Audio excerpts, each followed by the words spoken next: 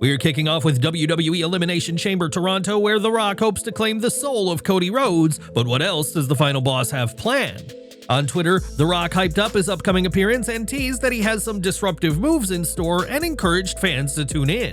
The Rock said he enjoys playing the audacious, unpredictable character known as the final boss, and unpredictable would certainly be an apt word for his appearance on SmackDown. Many fans and those in the industry have criticized the segment, which they believed felt off and confusing, especially The Rock's talk about wanting Cody's soul. During a recent live Q&A on Backstage Pass, WrestleVotes provided an update on how The Rock's segment with Cody was received backstage. They report, "Unhappiness isn't a word I've heard described for what happened on Friday night. I do think there's some uneasiness, especially with some of the talent that may be affected now that he's back in the fold. But yeah, I wouldn't say no. And as far as what went down on Friday, I haven't heard otherwise that what they had scripted transpired." The Rock segment certainly didn't sit well with many fans, raising questions as to how his upcoming role at Elimination Chamber will be handled this weekend. Are you excited to see The Rock, and what disruptive moves are you expecting? What did you make of the SmackDown segment? Let us know all your thoughts down in the comments. On the latest edition of Raw, Naomi and Bianca Belair lost the WWE Women's Tag Team Championships to Liv Morgan and Raquel Rodriguez, kicking off the Heels' third reign. In our previous video, we mentioned how the pair lost the titles so that the storyline could focus on Jade Cargill and the situation surrounding the attack on her from last November. PW Insider now reports that Jade is expected back on WWE TV imminently, with a return to programming coming as soon as this Friday's SmackDown or at the Elimination Chamber PLE. Having Jade's allies, who are also suspects in the attack, lose the titles sets up Cargill's return nicely, as the undivided attention of Bianca and Naomi will be on the angle with Jade very soon. We know what's next for Bianca Belair and Naomi, but what is ahead for Liv and Raquel and the rest of the Judgment Day following this week's title victory? PW Insider reports that the title change was planned a while back, while the belief is that it'll give the pair a strong push after the Judgment Day members lost their feud to Rhea Ripley. Now Liv and Raquel are expected to be pushed as champions all the way into WrestleMania 41, with competition expected to pick up for the pair now that they're on top of the tag division. WWE officials were said to be pleased with this week's Raw main event, with sources noting that those backstage were very happy with the crowd reaction inside the arena. Now Morgan and Rodriguez can expect a huge role at WrestleMania 41, and we should find out who will be challenging the new tag team champions in due time. Over to WWE NXT, which saw an appearance by the Hardys, and the TNA World Tag Team Champions will be in action at NXT Roadblock to put their titles on the line against Fraxion. Matt and Jeff, who still get one of WWE's biggest pops, wrestled their first match with WWE since 2020 and 2021 respectively during NXT, as they faced Miles Bourne and Tavion Heights. Fraxion, the NXT Tag Champions, came out to watch from the entrance ramp, and though this distraction would cost the Hardys the advantage, they eventually recovered and won. Fraxion entered the ring to face Matt and Jeff, and Nathan Frazier said they were the best team in the world and were stood opposite the greatest tag team of all time. Jeff cut him off to make a challenge, to which they agreed, and TNA's Director of Authority, Santino Marella, arrived to his WWE entrance theme and a huge pop from the crowd. The crowd was hyped to see Santino, who emerged to announce that a match had been made official for Roadblock on March 11th, which will be for the TNA Tag Team titles. The Hardys kicked off their third reign with the titles back at Bound for Glory last October, which marked their first run with titles on TV since holding the SmackDown Tag titles in 2019. Matt would join AEW after his WWE exit in 2020 before being joined by Jeff for an ill-fated reunion in 2022, though both men would finish with AEW in 2024. Fans were thrilled to see the TNA duo in NXT this week, and according to a report from WrestleVotes, WWE is hoping this won't be the last of Matt and Jeff in the promotion. WWE has dropped new merch for the Hardys, and there's been buzz internally that this week's episode and Roadblock is just the beginning of the brothers' return to the company. If nothing else, fans will get to see the Hardys at NXT Roadblock on March 11th, and while WWE is happy to work with TNA, they have plans for TNA's tag champs to become superstars again. Now, LA Knight worked very hard to climb up the ranks in WWE, and the former US champion is well aware that his popularity could go away at a moment's notice. In fact, Knight recently shared that he feared fading into obscurity at Survivor Series 2023 when WWE saw a pair of blockbuster returns that threatened to overshadow the megastar. He said, "Randy comes back, CM Punk comes back, and I'm like, alright, well now the perception is gonna be, I got defeated, now these guys are here, so now I fade," and I think a lot of people had kinda taken that stance for a moment. Knight has spent decades working to reach the level he now enjoys, and despite his on-screen cockiness, admitted that he hadn't always been sure of his place in wrestling. Reflecting on his journey, Knight highlighted the unpredictable and competitive nature of wrestling, and after years on the indies, he knows to always be on guard. He explained, Man, I'd love to say yes, but sometimes yes, sometimes no. I think for years and years of being on the independents and different companies and whatnot, you just get used to kind of looking over your shoulder and just thinking, all right, at any point somebody's gonna try and pull the carpet out from under me. So I mean, I'm always just kind of on edge in that certain way where it's like, I got put in that position and then I'm just like, all right, well now what? Knight is determined to prove himself in WWE, well aware that competition is hard and opportunities to succeed are never guaranteed. With that said, his strong connection with fans and ability to adapt have helped him stay relevant, and he's currently focused on winning his second WWE US Championship.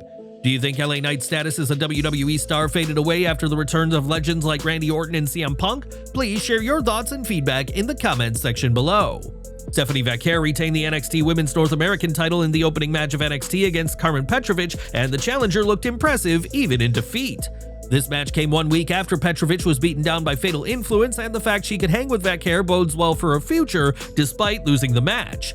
Julia confronted Vaquer post-match, and after a promo, it was confirmed that it'll be title for title between the Women's and Women's North American champions at Roadblock. This match has proven divisive, as while having the two top women in NXT is great on paper, many feel that this match is coming far too soon.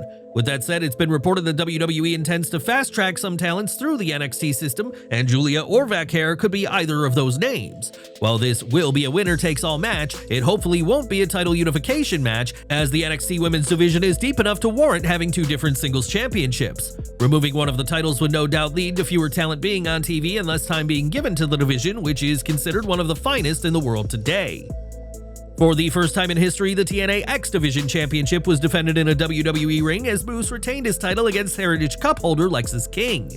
Post-match, Moose was confronted by NXT champion Femi and shared that Ava had booked an NXT title match between the two for Roadblock. It's worth noting that Femi didn't say this match would also be for the X Division title, and on Twitter, WWE's account confirmed this match will be for Femi's championship only. There was a line when Femi did say title versus title, which led some to believe this would be for both belts, though this was a botch by Oba, who meant to say champion versus champion. Needless to say, this much-anticipated match between the two has been made official, as Moose has the opportunity to do what Joe Hendry failed to do, and that's become NXT champion. This week, a rumor came out that Vince McMahon could be working on launching a new wrestling company, with some stating that Fox was saving a place for the ex-chairman. Andrew Marchand of The Athletic has since reported that Fox is not involved in any potential wrestling company Vince McMahon might be planning. Whether McMahon is planning a new company or not, Fox won't be a part of things, according to a Fox representative, and we'll have to see what McMahon has planned for the future. Earlier this month, it was confirmed that Elektra Lopez had been released from WWE, and shortly after, she was spotted at last week's TNA Impact tapings in Florida. In an update, Chris Featherstone of Sportskeeda's Backstage Pass reports that TNA is actively in talks with Lopez, and there's a very high interest in signing her. That will have to wait until after her 90-day non-compete clause expires, and while other companies have shown interest in her, it appears that she's leaning towards TNA. Given the growing relationship between TNA and NXT, her transition to the promotion makes sense and could ironically see her show up for NXT despite being released from WWE. If Elektra Lopez does sign with TNA, where do you think she fits in? Should she go after the Knockouts Championship or align with a faction? Drop your thoughts in the comments. Back on NXT, and Trick Williams was so frustrated with his issues with Eddie Thorpe that he got frustrated with his ally Javon Evans in a potential tease of a Trick heel turn. A heel Trick Williams has a lot of interesting potential, and time will tell if Shawn Michaels and his creative team pull the trigger on the idea. Evans would be in the main event of NXT as he teamed with Ricky Saints, making his in-ring debut to take on Wes Lee and Ethan Page. Evans went right after All Ego to get the match started, but Page tagged out to Lee shortly after, and Wes's cronies got involved, but didn't have an impact on the end of the match. Saints tagged in and floored Lee with a back elbow, and these two teams were evenly matched in a lot of ways, with Evans and Lee serving as the high flyers for their respective teams. Page and Saints proved to be the versatile technicians, and while this was a fun encounter, this didn't quite feel like the special debut match a talent like Saints should be getting in WWE. For much of his debut match, Saints was standing on the ring apron, and the way Saints hit his finisher looked cool, but it would have been better if Lee landed on his shoulder. In the end, Saints picked up the win by pinning Lee in a fine debut, but one that could have been made to feel more special if it was a one-on-one affair. Jordynne Grace claimed that the foundations of NXT shifted the moment she joined WWE, as she wanted to be a part of the impressive women's division filled with hungry superstars. Roxanne Perez arrived and came face-to-face with the Juggernaut in something of a surprise, given that the Prodigy will be part of this weekend's Women's Elimination Chamber match. The fact the pair shared the ring for this segment certainly suggests a future showdown between the pair, possibly as Perez's big final feud before a permanent move to the main roster. Perez and Grace brawled, and there was a scary moment when Roxanne's leg got caught on the top rope, risking an injury that could have kept her out of the Elimination Chamber. Perez broke free, with Grace helping in a sign of ring awareness, ending what could have been a moment that had the potential to derail all plans for the Prodigy. NXT's camera crew would catch all members of the No Quarter Catch crew attacked backstage, the latest victims of the new masked faction. On social media, it was shown that the quartet had arrived at the venue, and once again, the group was able to cause havoc without suffering any casualties of their own. NXT is certainly handling the group carefully, as nothing has been revealed about the faction on TV yet, though their identities have been confirmed by fans on social media. In kayfabe though, the group, its members, and its goals remain a mystery, and hopefully this mystery is worth it when fans finally get answers. More legal problems for WWE now, as a lawsuit filed by WWE shareholders has revealed new details about how the company's board reacted to allegations against Vince McMahon. Brandon Thurston of WrestleNomics shared that in November 2023, shareholders sued WWE, claiming McMahon influenced the sale of WWE to benefit himself over other shareholders. Legal documents from the case, which shareholders obtained through a legal request, include board meeting minutes shedding light on internal discussions. The documents reveal that board members Manjit Singh and Ignatz Lahoud attempted to resign the day after the Wall Street Journal published its first report on McMahon in June 2022. Stephanie McMahon persuaded them to stay, and Vince would step down shortly after while still maintaining control over WWE's creative and still appearing on TV. With him gone from the board, Stephanie served as interim CEO and chairwoman, but in December 2022, McMahon informed the board of his intent to return. The board opposed his return, but McMahon used his voting power to force his way back, as he was necessary to facilitate a potential sale of the company.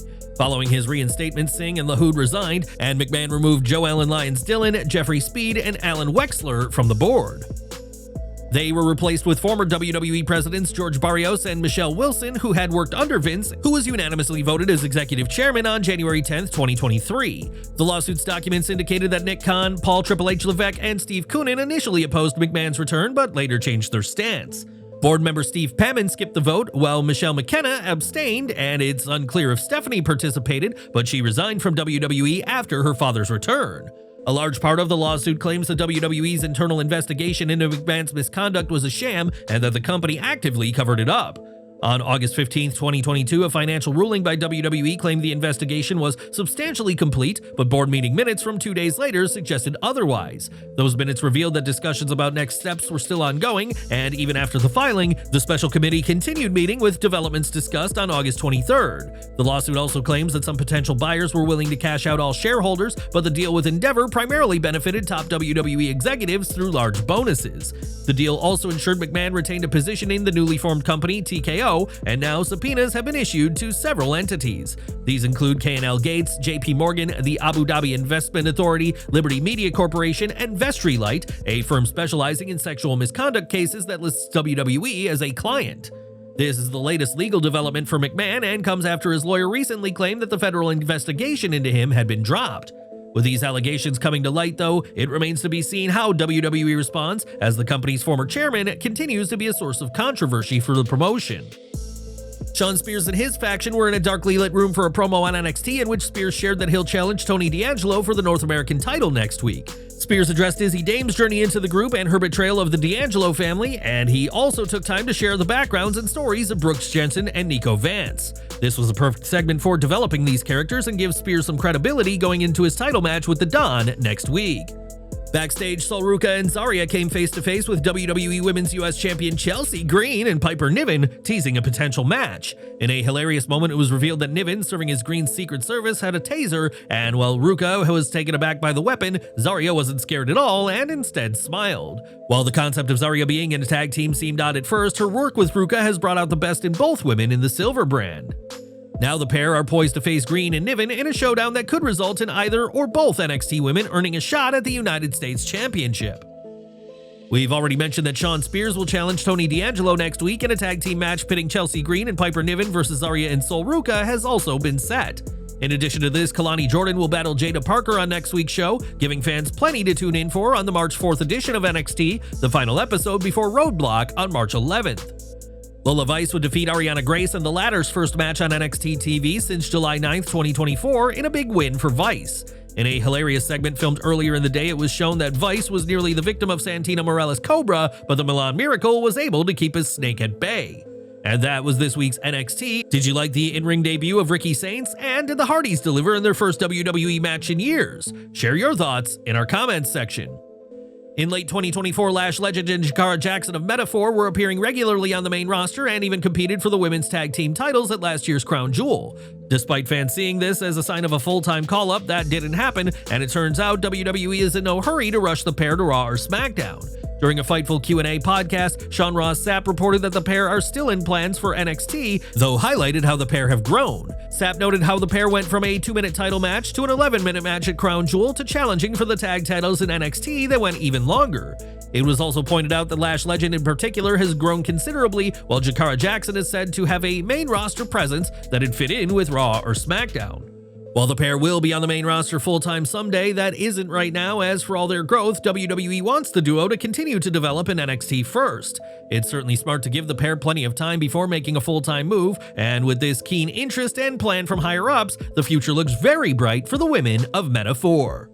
And we're ending with Wes Lee, who has been a standout player for NXT for years, and now the former North American champion is taking his skills outside WWE. Though Lee has been a key part of the TNA partnership, this match won't be for TNA either, as he will instead compete next month for Booker T's Reality of Wrestling promotion.